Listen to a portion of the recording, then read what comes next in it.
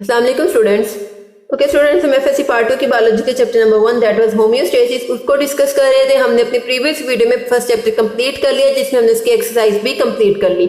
आज हम second chapter start करेंगे। सेकंड चैप्टर स्टार्ट करने से पहले अगर आपने फर्स्ट चैप्टर नहीं देखा तो उस पूरे चैप्टर की प्ले लिस्ट का लिंक मैं ऊपर आई के बटन पे शो करी, वहां पे जाकर इस पूरे चैप्टर को देख सकते हैं। ओके तो सेकंड चैप्टर हमारा स्पोर्ट्स एंड मूवमेंट, मतलब हम इसमें क्या पढ़ेंगे, स्पोर्ट पढ़ेंगे, किस तरह से ह्यूमन बॉडी को स्पोर्ट मिलती है, एनिमल बॉडी को स्पोर्ट मिलती है, प्लांट बॉडी को किस तरह से स्पोर्ट मिलती है और वो कौन से ऑर्गेनिजम्स किस तरह से मूव करते हैं। ठीक है, ये बहुत इजी चैप्टर है, बहुत इंटरेस्टिंग है। आप जब इसको पढ़ेंगे, इसको समझेंगे तो आपको बहुत मजा आएगा। ठीक है, ये जरा भी इसमें कुछ भी मुश्किल नहीं है। आप इसको अच्छे से पढ़ेंगे, समझेंगे तो आपके लिए जरा भी मुश्किल नहीं होगा।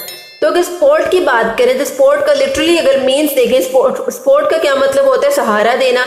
तो ऑब्वियसली बात है, प्लांट जो है उनको भी कोई चीज सपोर्ट करती है, एनिमल्स को भी कोई चीज सपोर्ट करती है। एनिमल्स की बॉडी में भी सेल्स होते हैं, प्लांट की बॉडी में भी सेल्स होते हैं। ठीक है, तो वन बाय वन सबके सिस्टम पढ़ेंगे, किस तरह से एनिमल्स में, किस तरह से प्लांट्स में उनकी बॉडी को सपोर्ट मिलती है। ठीक है, अगर मूवमेंट की बात करें तो मूवमेंट का अगर हम देखें तो मूवमेंट का क्या मतलब होता है, हरकत करना, मूव करना एक जगह से दूसरी जगह। लेकिन मूवमेंट का भी अगर दो तरह से देखते हैं, अगर हम एक जगह से मतलब एक पॉइंट से स्टार्ट हुए और अगले पॉइंट पर जाके स्टॉप हुए तो हम इसको क्या कहेंगे, हमने घर से स्कूल तक हमने क्या किया, मूवमेंट की है, मूव किया है। ठीक है, ठीक है, इसको हम एक और नाम दे देते हैं, दैट इज लोकोमोशन। लोकोमोशन का मतलब भी क्या होता है, मूवमेंट करना। ठीक है, मतलब कि जब हम कोई डिस्टेंस कवर करते हैं उसको हम क्या कहते हैं, लोकोमोशन। लेकिन क्या करते हैं, आप देखें कि प्लांट है, प्लांट क्या करता है, एक जगह पे रहते हुए कभी अपना रुख सन की तरफ मोड़ लेता है, कभी सन से पीछे चले जाता है, मतलब पोजीशन चेंज करता रहता है और अपनी पोजीशन चेंज करने के प्रोसेस को हम कहते हैं मूवमेंट। ठीक है, आई होप आपको इसके इंट्रोडक्शन की थोड़ी बहुत समझ आ गई होगी। हम नेक्स्ट जो है वो देखते हैं किस तरह से हमने इसको नेक्स्ट मूव करना है, किस तरह से सपोर्ट होती मिलती है प्लांट्स को, किस तरह से जो है वो मूवमेंट करते हैं प्लांट्स या एनिमल्स। तो अगर हम देखें, every organisms need support against gravity. Obviously हर जो ऑर्गेनिज्म होता है उसको ग्रेविटी के अगेंस्ट सपोर्ट चाहिए, मतलब इसको स्टेबल होने के लिए किसी ना किसी चीज की जरूरत चाहिए। आप देखें कि हम जमीन पर खड़े होते हैं तो कोई चीज हमारी बॉडी के सेल्स ही है जो हमें खड़ा रखते हैं। लेकिन देखिए कि जब कोई ह्यूमन जो है, कोई पर्सन जो अनकॉन्शियस होता है, वो बेहोश हो जाता है, तो क्या होता है, वो खड़ा नहीं हो सकता। ठीक है, क्योंकि उसकी बॉडी के सेल्स उसका सपोर्ट नहीं कर रहे होते उस टाइम। ठीक है, अब ह्यूमन को कौन सपोर्ट कर रहा होता है, एनिमल्स को। Muscles, cartilage and bones provide support to animals. Animals को कौन सपोर्ट करता है, मसल्स, कार्टिलेज और बोन। ठीक है, मतलब कि एनिमल्स की बॉडी में, ह्यूमंस की बॉडी में ये तीन चीजें उनको सपोर्ट प्रोवाइड करती हैं। अगर प्लांट सेल्स की बात करें तो प्लांट सेल में दो तरह के सेल्स होते हैं जो प्लांट सेल को सपोर्ट करते हैं। एक होते हैं हमारे पास कोलेनकाइमा सेल्स और दूसरे होते हैं स्क्लेरेनकाइमा सेल्स। कोलेनकाइमा सेल्स क्या करते हैं, ये बेबी प्लांट, मतलब कि जब प्लांट इमेच्योर स्टेज में होता है उसको सपोर्ट देते हैं। लेकिन जो स्क्लेरेनकाइमा सेल्स होते हैं ये मैच्योर या एडल्ट प्लांट्स को जो है वो सपोर्ट देते हैं। ठीक है, उसके बाद मूवमेंट क्या है, एक्ट ऑफ चेंजिंग प्लेस और पोजीशन बाय होल बॉडी, कि अगर पूरी की पूरी बॉडी पोजीशन चेंज करे या उसके कोई बॉडी के कुछ पार्ट्स अपनी पोजीशन चेंज करें तो उस प्रोसेस को हम क्या कहते हैं, मूवमेंट। ओके, तो यहां तक हमने इसका इंट्रोडक्शन पढ़ लिया। हम नेक्स्ट पढ़ते हैं सपोर्ट इन प्लांट्स के, प्लांट्स किस तरह से सपोर्ट करते हैं अपने टिश्यूज को, अपने सेल्स को। ओके, तो अगर हम प्लांट की बात करें तो प्लांट के मेन पार्ट्स कौन से होते हैं, रूट्स हैं, स्टेम्स हैं और लीव्स हैं। ठीक है, प्लांट्स के क्या है, मेन पार्ट्स हैं। लेकिन अगर इन मेन पार्ट्स में देखें तो जो स्टेम है वो हमारे पास प्लांट का वो मेन पार्ट है जो प्लांट की बॉडी को सपोर्ट देता है। आप देखें कि लीव्स और फ्लावर्स तो स्टेम्स की ब्रांचेस भी होते हैं, लेकिन जो मेन पार्ट है प्लांट का, जो पूरे प्लांट को खड़ा रखता है, वो होता है उसका तना या उसकी स्टेम। ठीक है, स्टेम क्या करती है, give support to plant body, act as supply line between roots and aerial parts के। क्या करती है, ये रूट्स है, जो रूट्स हैं यहाँ से जो प्लांट के एरियल पार्ट्स होते हैं, मतलब हवा में जो उसके लीव्स या फ्लावर्स वगैरह होते हैं वहां तक मटेरियल्स को सप्लाई करती है। ठीक है, मतलब कि वाटर की ट्रांसपोर्ट करती है एंड मिनरल्स की ट्रांसपोर्ट करती है। तो कौन सी चीज इसको ट्रांसपोर्ट करेगी, दैट इज स्टेम। ठीक है, अब स्टेम किस तरह से प्लांट को सपोर्ट करते हैं तो हम इसमें तीन तरह के प्रोसेसेस देखेंगे, तीन तरह के आप कह लें कि टर्मिनोलॉजीज, मॉडिफिकेशंस देखेंगे प्लांट की बॉडी में। एक तो हम पढ़ते हैं इसमें turgor pressure, second one is vascular bundle and third one is supporting tissues. अब टर्गर प्रेशर क्या होता है, वेस्कुलर बंडल्स क्या होते हैं, किस तरह से प्लांट को सपोर्ट करते हैं और सपोर्टिंग टिश्यूज किस तरह से सपोर्ट करते हैं, हम इन तीनों चीजों को वन बाय वन पढ़ते हैं। टर्गर प्रेशर को देखें, जैसे कि आपको नाम से पता चले इसमें क्या है, इसमें प्रेशर है। प्रेशर की वजह से क्या आएगा, इसमें टर्जिडिटी आएगी। टर्जिडिटी क्या क्या मतलब तनाव आता है प्लांट में, जो है वो स्ट्रेंथ आती है। ठीक है, अब देखेंगे प्लांट का सेल है उसमें क्या है, ये हाइपोटोनिक। किस तरह से हाइपोटोनिक है, क्योंकि यहाँ पे क्या है, इसकी यहाँ पे वॉल्स में जो प्लांट का सेल है इसके वॉल में ट्रांसपोर्ट सिस्टम होता है, एक्टिव ट्रांसपोर्ट सिस्टम होता है। इस सिस्टम के थ्रू क्या होता है, आउटसाइड टू इनसाइड वाटर की ट्रांसपोर्ट होती है। ठीक है, जब वाटर बाहर से अंदर की तरफ मूव करेगा तो क्या होगा, इसके वैक्यूल में, जो प्लांट का वैक्यूल होता है वो पानी से भर जाएगा, और उस कंडीशन को क्या कहेंगे, हाइपरटोनिक कंडीशन कहेंगे।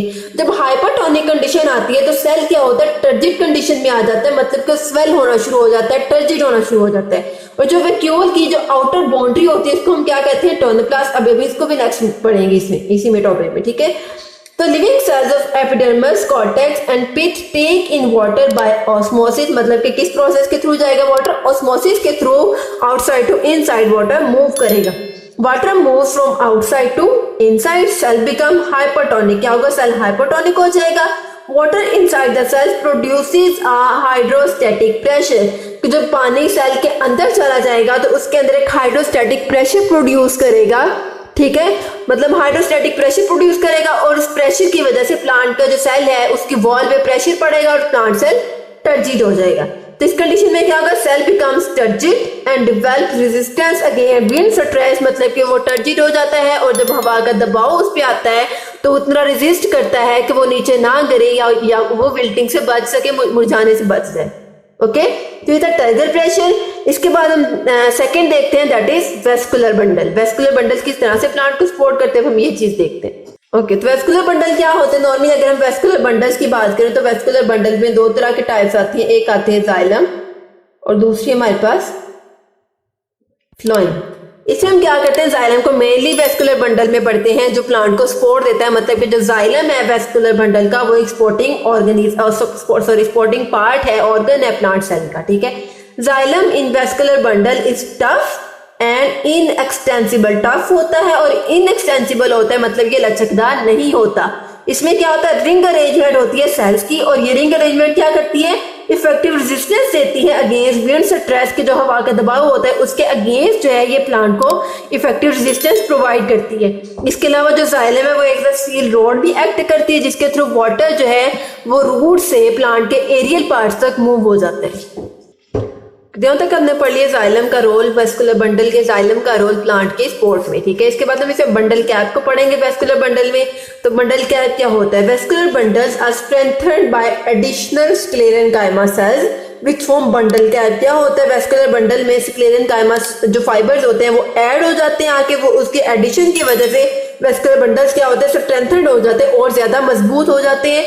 और ये इस बंडल को क्या कहेंगे, हम बंडल कैप कहेंगे। ये बंडल कैप कहाँ पे प्रेजेंट होता है, in the stem of sunflower. ठीक है, सनफ्लावर के स्टेम में क्या चीज प्रेजेंट है, बंडल कैप, जिसकी वजह से प्लांट को सपोर्ट मिलती है। अब यहाँ तक हमने ये पढ़ लिया कि प्लांट में जो है वो वाटर आता है, प्लांट टर्जिड हो जाता है, स्वेल हो जाता है। अब अगर लॉस ऑफ वाटर हो रहा है तो इसमें क्या होता है, हम ये पढ़ते हैं। बेसिकली जब वाटर लॉस होता है प्लांट में तो किस वजह से होता है, एक्सोस्मोसिस की वजह से। जबकि हमने जब पानी का अपटेक पढ़ा था प्लांट का तो उसमें क्या पढ़ा था, ऑस्मोसिस के थ्रू आउटसाइड से इनसाइड वाटर मूव होता है। लेकिन जब एक्सोस्मोसिस होता है तो अंदर से पानी बाहर मूव कर जाता है। उसके बाद हम देखते हैं इसको, loss of water due to exosmosis causes plants और its parts to wilt. Wilt का मतलब होता है मुरझा जाना। ठीक है, जब एक्सोस्मोसिस होती है तो प्लांट के जो पार्ट्स हैं वो विल्टिंग कंडीशन में आ जाते हैं, विल्ट हो जाते हैं। Turgor pressure is generated by high osmotic pressure of the vacuole. अब इस कंडीशन में क्या होता है, टर्गर प्रेशर जनरेट होगा किसके थ्रू, वैक्यूल के थ्रू। और वो क्या करेगा, वो एरोसोल टोनोप्लास्ट को एक्टिव कर देगा, क्योंकि टोनोप्लास्ट में क्या है, एक्टिव ट्रांसपोर्ट सिस्टम है। और इस एक्टिव ट्रांसपोर्ट सिस्टम की वजह से आयंस जो है वो वैक्यूल में या वाटर के मॉलिक्यूल्स वैक्यूल में ट्रांसफर होना शुरू हो जाते हैं। अब ये जब ये एक्टिव ट्रांसपोर्ट सिस्टम एक्टिवेट हो जाएगा तो क्या होगा, it provides turgidity and mechanical support to soft tissues of plant. के इस कंडीशन में क्या होगा, ये प्लांट को एक तो टर्जिडिटी देगा और उसके सॉफ्ट पार्ट को मैकेनिकल सपोर्ट देगा ताकि वो वेल्ट होने से बच सके। ओके, तो हम इसमें थर्ड इसकी मॉडिफिकेशन पढ़ते हैं, दैट इज सपोर्टिंग टिश्यूज के, किस तरह से सपोर्टिंग टिश्यूज प्लांट को सपोर्ट करते हैं। ओके, थर्ड पार्ट इसका पढ़ते हैं, that is spotting tissues. Spotting tissues में क्या होते हैं, हम दो तरह के स्पॉटिंग टिश्यूज को पढ़ेंगे। Number one is collenchyma cells. ठीक है, कोलनकाइमा सेल्स क्या होते हैं, एक तो हम सबसे पहले इसकी ये प्रॉपर्टी पढ़ते हैं, ये लिविंग सेल है किसी भी प्रोटोप्लास्ट के। इसमें क्या प्रोटोप्लास्ट का क्या मतलब होता है, मतलब कि कोई भी प्लांट का सेल जिसके सेल लिविंग हो, लिविंग कंडीशन में हो, और उनको कोलनकाइमा सेल्स कहते हैं। ठीक है, इनमें क्या होता है, लैक सेकेंडरी वॉल्स नहीं होती, लेकिन इनकी प्राइमरी वॉल जो होती है इसमें एंगुलर थिकनिंग होती है, मतलब कि थिक होती है वो प्राइमरी वॉल्स इनकी। इसके अलावा कोलनकाइमा सेल्स क्या है, ग्रुप्ड इन स्ट्रैंड्स और सिलेंडर्स। स्ट्रैंड्स या सिलेंडर्स की फॉर्म में, ग्रुप की फॉर्म में रहते हैं, एज अ सेपरेट सेल नहीं एग्जिस्ट करते।